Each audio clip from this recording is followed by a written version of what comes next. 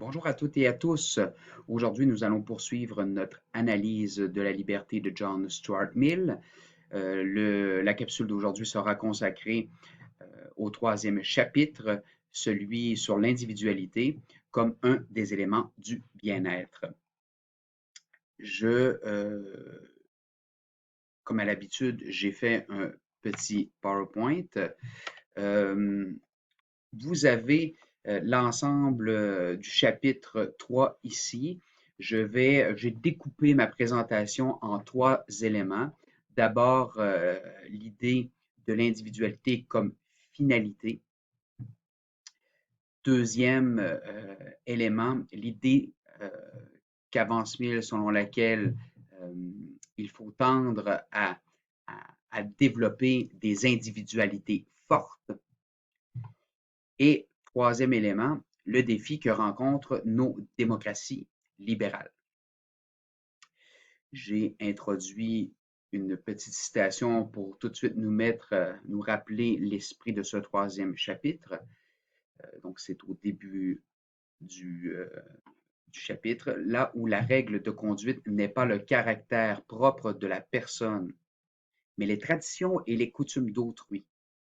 C'est qu'il manque l'une des principales dimensions du bonheur humain, ou, en tout cas, l'ingrédient le plus indispensable au progrès individuel et social. Si on comprend bien la démarche de Mill, c'est de fonder le progrès d'une société sur les unités qui la constituent, c'est-à-dire les individus.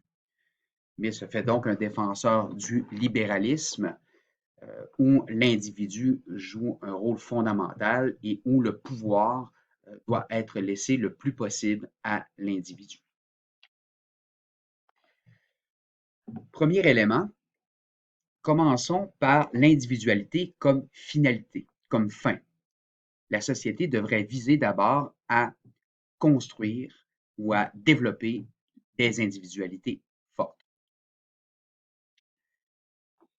Dans l'ouverture de son chapitre, d'abord, il va reprendre ce qu'il disait dans le chapitre 2 et montrer que si on laisse se développer les opinions, que si on laisse s'exprimer l'ensemble des opinions et des croyances, euh, le, en un sens, la société va bénéficier d'une pluralité de positions. Et ce qu'il dit au début du chapitre, c'est que si il est vrai qu'on doit laisser s'exprimer l'ensemble des opinions et des croyances, en même temps, cela est aussi vrai pour les actions humaines. Donc, il y a un passage dans ce chapitre à cette idée d'une liberté d'opinion, à celle finalement de conduire sa propre vie selon l'opinion qui est la nôtre. Autrement dit, ici, il n'est pas seulement question des paroles, des pensées, de ce qui est théorique, mais c'est aussi d'avoir une société pluraliste où il y aura différentes manières d'agir et que la tolérance est donc un des éléments fondamentaux que devraient poursuivre les sociétés modernes. Qu'est-ce qu'on entend par pluralisme?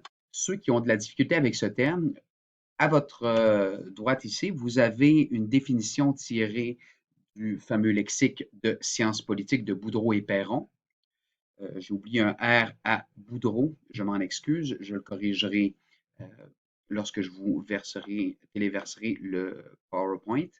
Donc, pluralisme, principe qui consiste à admettre la diversité et la libre expression des idées politiques et économiques ou encore des croyances religieuses. Associé au libéralisme politique, le pluralisme est généralement l'objet de garanties constitutionnelles. On sait que Mill le dit explicitement au début de son livre, liberté de pensée, de croyance, de presse, d'association, etc. Alors, bien sûr, si on adopte différentes manières de percevoir le monde, euh, et bien sûr, différentes manières de percevoir le monde qui mènent à différentes manières de vivre, il faut voir ici que les buts poursuivis par chaque individu ne sont pas nécessairement les mêmes. Autrement dit, hein, cela revient toujours à la fameuse définition du libéralisme selon laquelle hein, chacun est le meilleur juge de ses intérêts et doit être laissé aussi libre que possible tant qu'il ne nuit pas à autrui. Autrement dit, chacun hein, est le meilleur juge de ce qui est bien pour lui-même. On se rappelle, hein, c'est la même idée qui était chez Locke, je la rappelle, chez Locke, il ne faut pas nuire à autrui et on doit respecter les droits d'autrui, la sphère privée de chacun des individus. Et l'enjeu du libéralisme, c'est plutôt de proscrire la nuisance, d'empêcher la nuisance, mais de ne pas imposer une conception du bien comme ce qu'on pourrait retrouver dans un système plus platonicien. En Platon nous dit qu'il faut tendre vers le bien, les libéraux plus modestes disent plutôt qu'il faut empêcher le mal. Mill hein, poursuit cette idée. L'individualité, ici, est conçue comme un bien-être, comme quelque chose qui a une valeur intrinsèque, dit-il.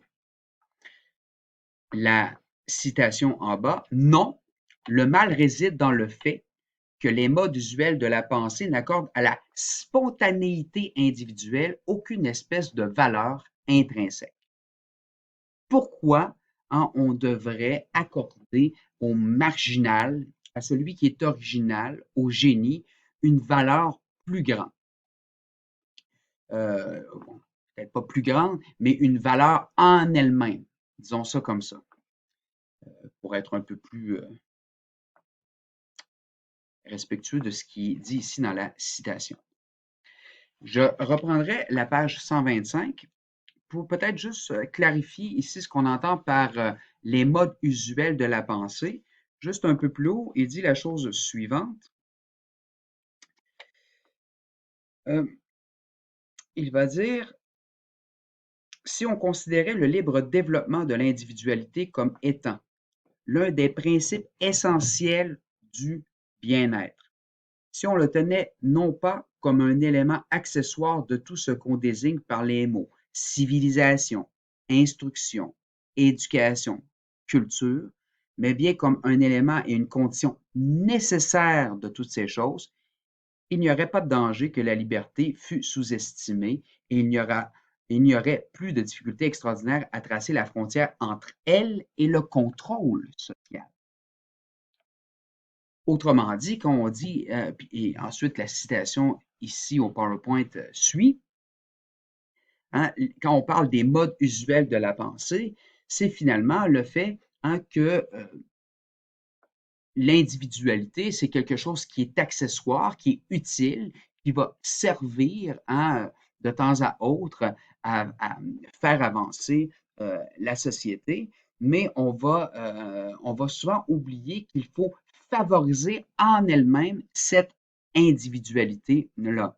C'est pas quelque chose qui est seulement un moyen pour atteindre autre chose, mais c'est plutôt une fin en elle-même, comme si hein, dans une société, il faut revenir à ces unités de base, à ces individus qui la constituent et voir finalement hein, dans l'individualité ce qu'il y a de mieux à faire. C'est là que se trouve le véritable épanouissement.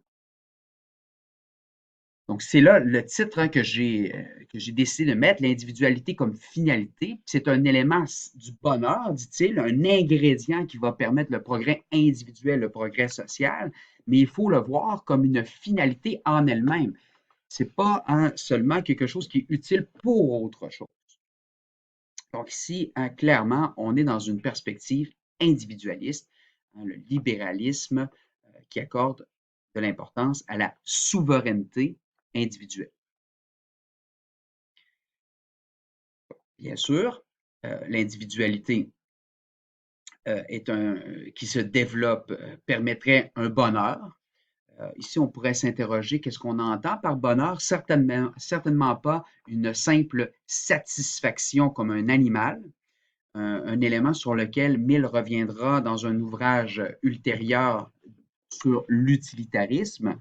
Il va montrer que le bonheur, c'est pas juste de se satisfaire, c'est de se développer dans toutes ces possibilités qui sont liées à nos propres à notre propre caractère, en un sens, à notre propre énergie liée à notre propre individu.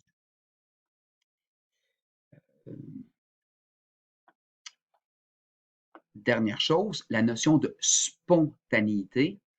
Ici, l'idée de spontanéité, c'est de ne pas être toujours être le produit social en un sens. C'est de ne pas être celui qui ne fait que suivre une tendance. Au contraire, l'idée de spontanéité, c'est par soi-même euh, donner l'initiative au monde. C'est soi-même transformer la réalité plutôt que d'attendre que ce soit ce qui est autour de nous qui nous change. Bon, on pourrait parler ici de la volonté humaine. Tout doit partir de la volonté. C'est soi-même qui influence la réalité et non pas la réalité finalement qui nous influence d'une quelconque façon, soit par la coutume ou les opinions de la majorité, par exemple. Pour terminer sur cet élément, j'aimerais ajouter et mettre à part un élément qui me semble extrêmement important, c'est celui du choix individuel que vous retrouvez à la page 127. À la page 127, il va montrer que finalement, cette idée d'individualité, c'est une question de degré et qu'en un sens, il ne faut pas négliger l'ensemble de l'expérience de l'humanité. L'expérience de l'humanité, c'est ce qui permet certainement, par exemple, de construire chacun des individus, puis à un certain degré, des personnes peuvent être un peu en marge de la société, mais finalement, ils participent de il participe à une société dans laquelle il y a déjà une expérience qui a été acquise depuis des centaines et des centaines et des centaines d'années.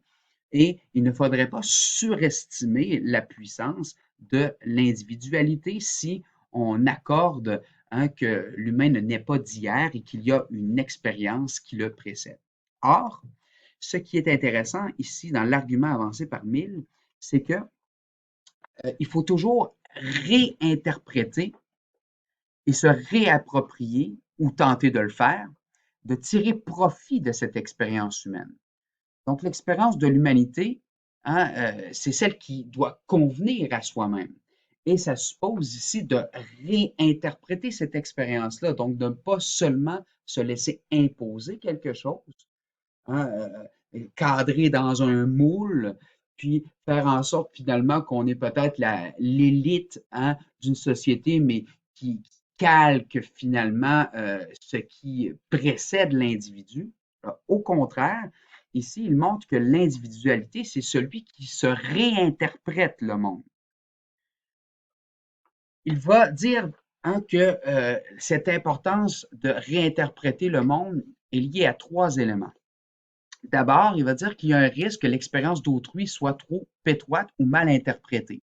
On ne comprend pas, par exemple, une expérience, on l'interprète mal. Donc, j'aime mieux être dans ma propre vision des choses. Et là, on aurait clairement le type de original, marginal.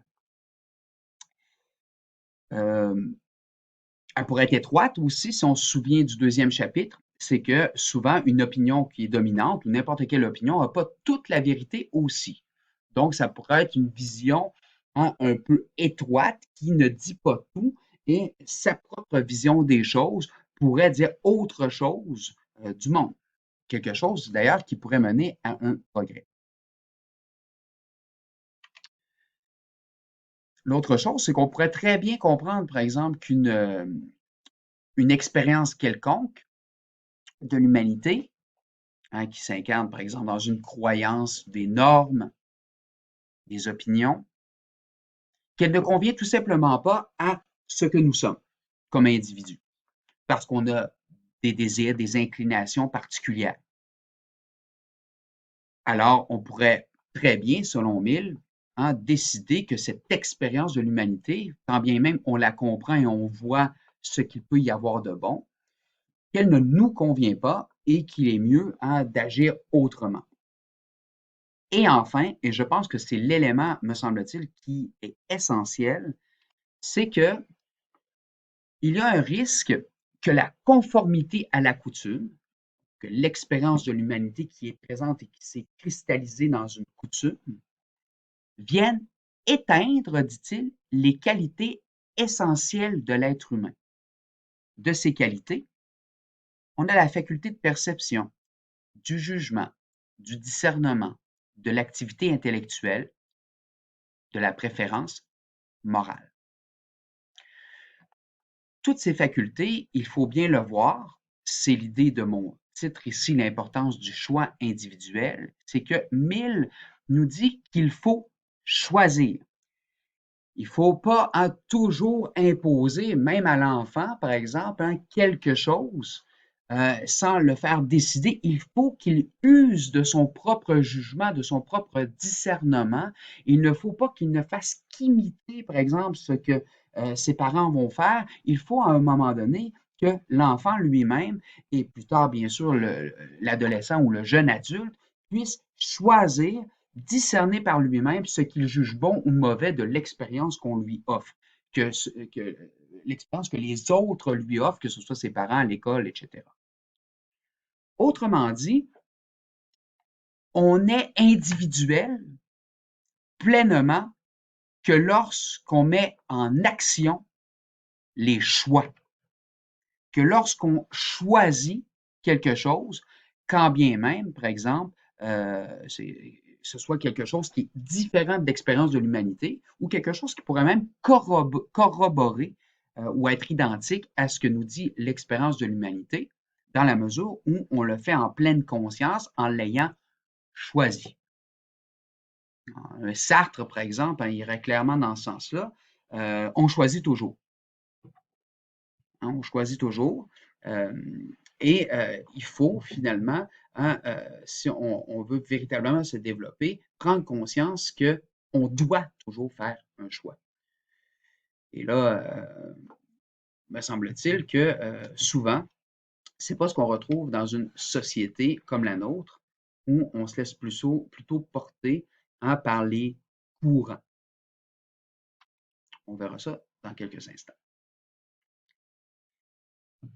Dernière chose, on voit bien ici que Mill se situe dans une perspective progressiste en reprenant une idée chère à Rousseau, que l'une des facultés fondamentales de l'homme, c'est la perspectibilité, autant au niveau de l'individu qu'au niveau de l'espèce.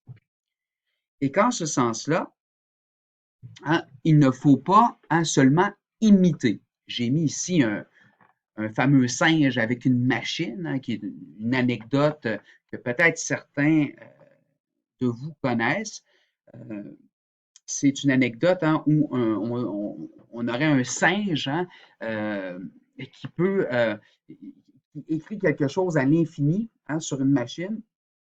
Donc, étant donné qu'il peut écrire et taper à la machine à l'infini, ben, dans une des possibilités, hein, il pourrait reproduire, hein, par exemple, un livre de Shakespeare.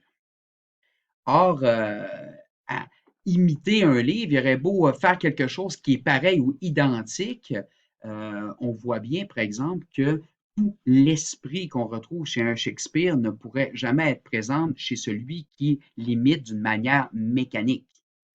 Hein, que ce soit le singe qui est un imitateur ou que ce soit, par exemple, un ordinateur, par exemple, qui reproduirait, hein, d'une certaine manière un texte X ou Y, Alors, il aurait beau reproduire à l'identique un texte ou même une pièce de musique, par exemple. Aujourd'hui, on sait que des machines le font. Ben, il n'aurait pas toute la profondeur qu'on retrouverait chez un individu. Alors, il y a des super belles pages que vous retrouvez à la page 127 et 128. Euh, je vous laisse lire ça ne pas, pour ne pas prendre trop de temps, mais vous voyez, hein, il dit à un endroit, à supposer que des machines, des automates de forme humaine puissent bâtir des maisons, faire pousser du blé, livrer des batailles, juger des causes, ériger des églises et dire des prières, on perdrait même beaucoup à obtenir de tels automates contre le genre d'hommes et de femmes qui habitent actuellement les parties les plus civilisées du globe, etc. Donc, on ne veut pas seulement des imitateurs, on veut des personnes qui vont incarner pleinement l'expérience humaine et bien sûr qui vont la transformer au besoin. Ceci nous mène à un autre élément fondamental du chapitre, celui des individualités fortes. Il va accorder une importance particulière à la page 128 de votre livre aux désirs et aux impulsions. Plus bas, il va nommer ceci à une sorte de sensibilité naturelle. Je pense que ce serait un terme générique qui pourrait rassembler tous les aimants qu'on retrouve, le désir, impulsion, sentiment, inclination, on pourrait dire passion, etc. Alors, euh, ce qu'il nous dit, c'est que souvent on va accorder une place prépondérante à l'intelligence, aux facultés liées à la raison. Pensez par exemple aux qualités qu'on vient de nommer quand on fait des choix, celui du discernement, celui du jugement, hein. Donc là, il vient de parler de ça, puis il dit, mais en même temps, quand on parle après ça de ce qui est souvent très individuel, des passions individuelles, des désirs purement individuels, là, on fait, ouais, mais ça, il faut faire attention avec ça. Et là, Mill va faire une défense très forte de la sensibilité naturelle. D'abord, ce qu'on pourrait dire d'entrée de jeu, c'est que pour Mill, il y a certainement une différence entre des individualités faibles et des individualités fortes. Et il va bien sûr montrer que ce sont les individualités fortes qui construisent, à son sens, la société et éventuellement le progrès social. Alors que les individualités faibles, ce sont plutôt les moutons, ceux qui suivent et qui finalement se contentent du statu quo. Alors, qu'est-ce qu'on entend par une individualité forte? Il ne faut pas voir au départ quelque chose qui est lié à l'intelligence. Il faut voir quelque chose qui est lié à la sensibilité, qui est une forme d'énergie ou de matière brute, comme il le dit, il utilise aussi le mot énergie, une sorte de matière brute de la nature humaine.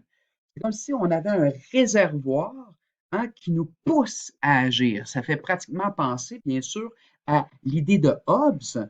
Hein, là, bien sûr, Hobbes, il voit finalement un des plus grands malheurs de l'homme parce que cette, cette pulsion-là qu'on retrouve chez l'individu, ces désirs-là, mettent en danger les autres de l'espèce et donc soi-même en retour. D'où l'idée du léviathan, du contrat social qui mène à un État pour limiter le pouvoir individuel. Alors ici, Mill reprend cette idée-là, mais pour montrer qu'au contraire, ce sont les désirs de l'homme qui permet de toute la richesse qu'on peut retrouver chez l'être humain.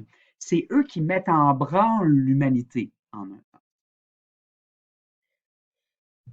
La figure qu'on retrouverait pour les individualités fortes, c'est bien sûr celui qui est original, euh, et qui culmine dans ce qu'on appelle la figure du génie. C'est pas seulement ici Mill qui dit ceci, plusieurs personnes à son époque, je pense notamment à Victor Hugo, Friedrich Nietzsche et bien d'autres, une sorte de culte du génie qui est présent, qui serait celui qui finit par incarner une nouvelle facette de l'humanité, puis qui va le léguer à la société.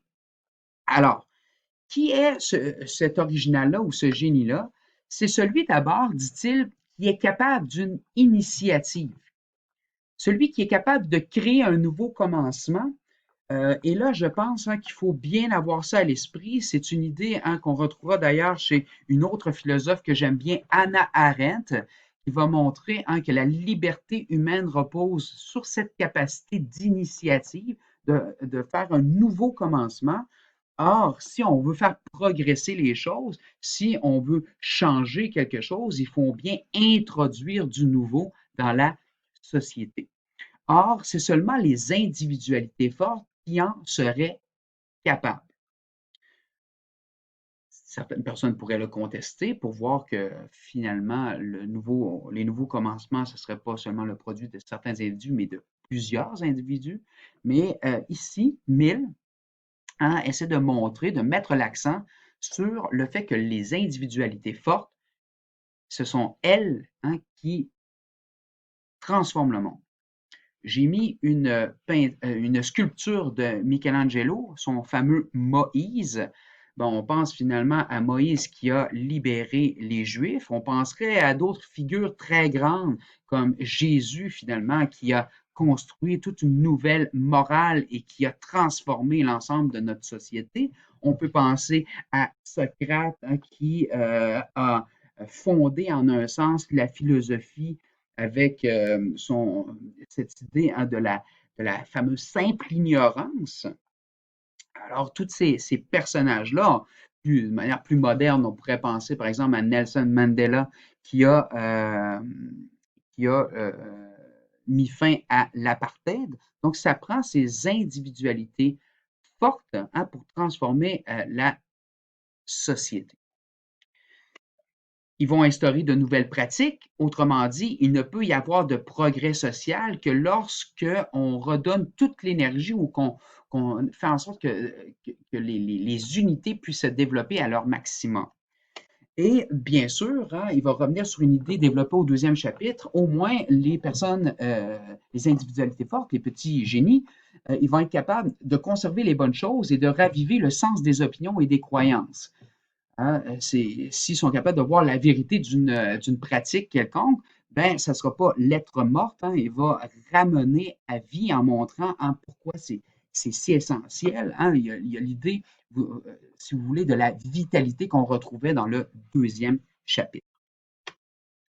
Et enfin, dernière chose que j'aimerais préciser, parce qu'on pourrait dire, ben, si on a ces fameux individus, on pourrait retrouver des individus qui, à leur tour, finissent par être une sorte de berger de l'ensemble des moutons, puis qui pourraient leur imposer, par exemple, une manière de faire. Or, ici, ce que propose Mill, c'est de voir on pourrait peut-être dire une sorte de paternalisme très soft, très léger.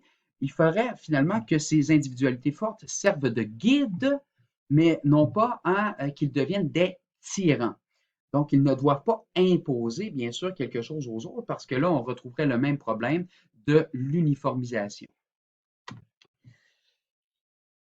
Alors, deux dangers qui sont identifiés. J'ai mis le fameux petit caniche et les arbres en boule, qui est une métaphore qui est utilisée. Alors, quel est le problème qu'on retrouve dans la société? D'abord, il va dire qu'on a tendance, avec les individualités fortes, à essayer de contenir cette puissance, cette énergie qu'on retrouve chez les individus. C'est ce qu'on appelle le danger de l'ascétisme ou de l'abnégation. J'entends par abnégation ou ascétisme, la définition du Robert pour ascétisme, un sacrifice volontaire de soi-même.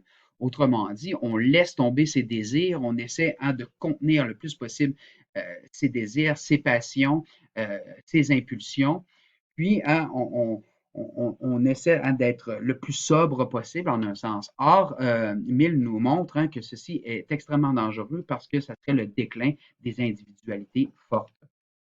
Ça serait renoncer, autrement dit, à son individualité. Il faut plutôt viser une complémentarité entre une sorte d'affirmation de soi, donc pas un ascétisme où on s'oublie soi-même, mais plutôt on s'affirme, mais où on essaie quand même de travailler hein, et d'équilibrer l'ensemble de ses passions et de ses désirs, de sa puissance, de manière à ne pas non plus nuire aux autres et au contraire à faire progresser l'ensemble de la société tout en se développant soi-même. La figure pour la complémentarité, c'est celle d'un Périclès, hein, dit-il, quelqu'un qui est une individualité forte, capable de s'affirmer, mais aussi capable de se maîtriser. Autre chose, c'est le danger de l'uniformisation. Et là, on peut penser à la fois, lorsqu'on parle d'ascétisme ou d'uniformisation, à l'exemple qu'il donne pour les calvinistes. On pense plus particulièrement aux puritains, ceux finalement qui veulent la pureté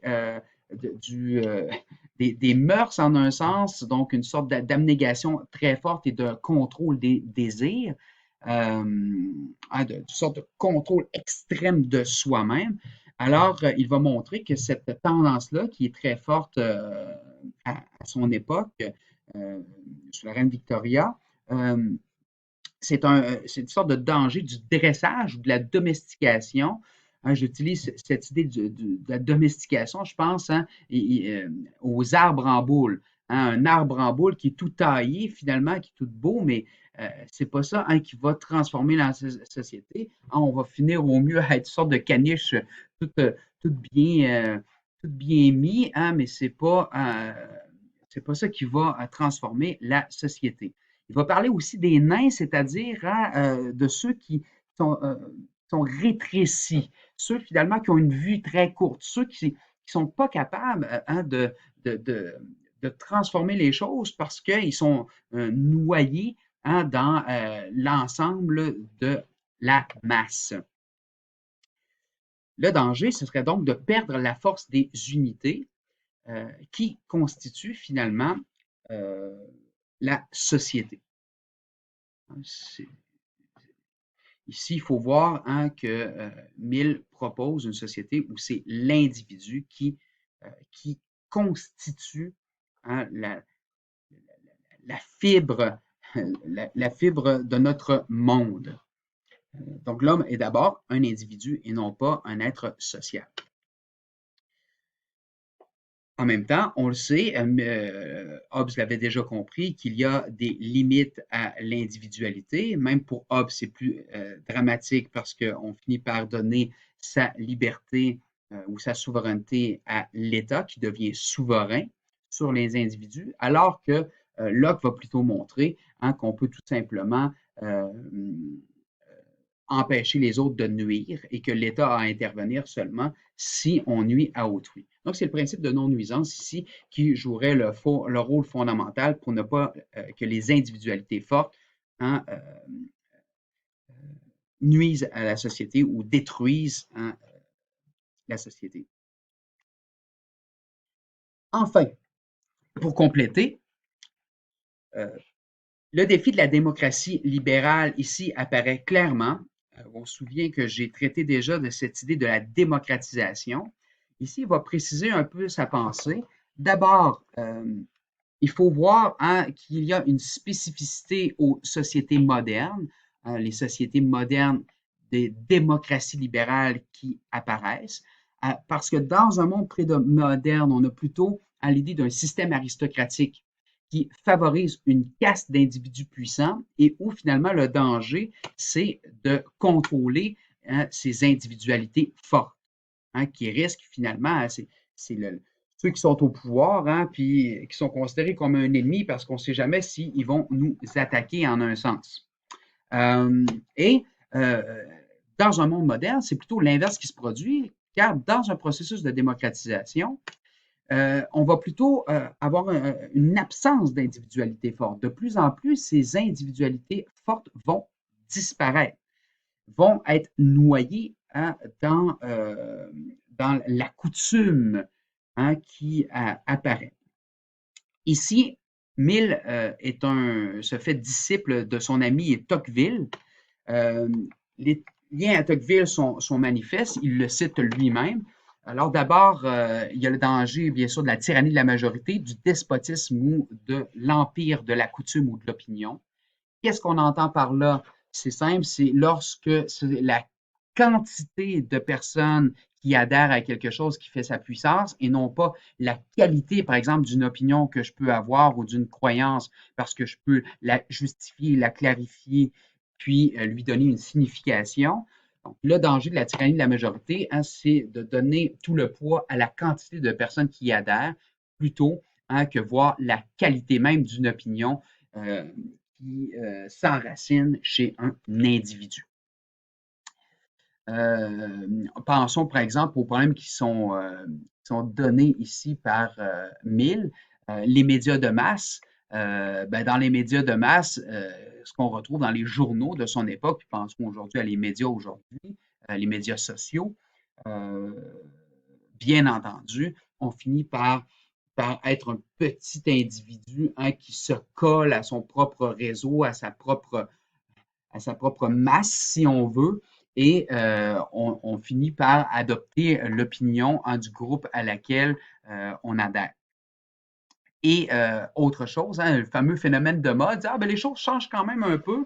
Hein, il y a un passage super intéressant, page 141, ça vaut la peine de le lire. Il va dire, hein, c'est un despotisme qui proscrit la singularité, mais n'exclut pas le changement, pourvu que tout change d'un seul coup. Nous en avons fini avec les costumes traditionnels de nos aïeux. Il faut bien encore s'habiller comme tout le monde. Mais la mode peut changer une ou deux fois par an. Par là, nous faisons en sorte de changer pour l'amour du changement et non par aucune idée directrice de beauté ou de commodité. Donc, la mode, hein, ça serait clairement cette idée hein, d'une médiocrité hein, qui apparaît dans le processus de démocratisation où chacun finit par être un peu pareil aux autres. Il y a l'idée de l'égalitarisme, du nivellement et de la médiocrité collective. J'ai cité ici le livre et l'assimilation continue. Tous les changements politiques du siècle la favorisent puisqu'ils tendent tous à élever les classes inférieures et à abaisser les classes supérieures. Nivellement, hein, finalement, il n'y a plus une tête qui dépasse et celui hein, qui était une force supérieure avant puis qui pouvait hein, encore jouer un rôle social important finit par se noyer hein, dans la masse. Et enfin, ce qu'on pourrait appeler l'atomisme libéral, le fait que finalement chacun des individus finit par être replié sur lui-même. Or, si personne n'est plus grand que l'autre, on finit par être tous des petits individus hein, qui se noient dans une masse uniforme.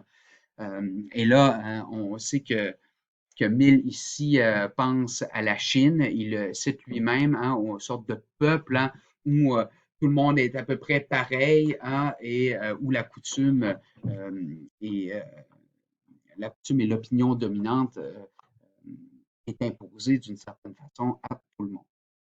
J'ai mis une petite photo des écoliers chinois reproduisant le drapeau du Parti communiste chinois. Donc, ça m'a fait penser finalement à cette sorte d'uniformité hein, qu'on pourrait retrouver dans des sociétés, des autres sociétés. Hein, et là, on voit clairement ici la perspective colonialiste de Mill qui voit finalement toutes les sociétés autres que l'Europe comme des sociétés encore barbares, hein, non civilisées. Alors, ça complète ce que je voulais dire. Je terminerai par un élément. Si vous voulez réfléchir à ce que je viens de vous présenter, on pourrait se poser la question finalement si Mill a raison d'accorder une place aussi grande à l'individualité.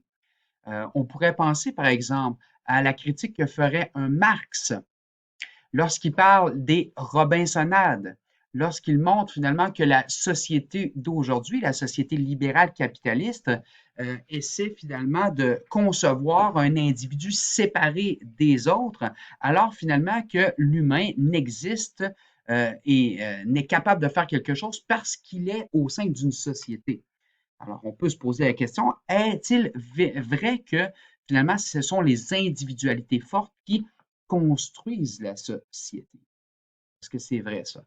On pourrait aussi penser, par exemple, à une critique comme celle de Hobbes, que si on laisse les individualités fortes, ben, on va tout simplement retrouver une sorte d'oppression de certains individus sur d'autres, ou que finalement, ça va être le chaos des désirs de chacun qui va s'exprimer, puis on retrouverait finalement une sorte de guerre de tous contre tous. À la limite, euh, dans une société où on se bat pour sa propre survie, chacun finirait par laisser libre cours à ses désirs et finirait par mettre en danger les autres. En même temps, on pourrait voir des parallèles aussi, par exemple, avec euh,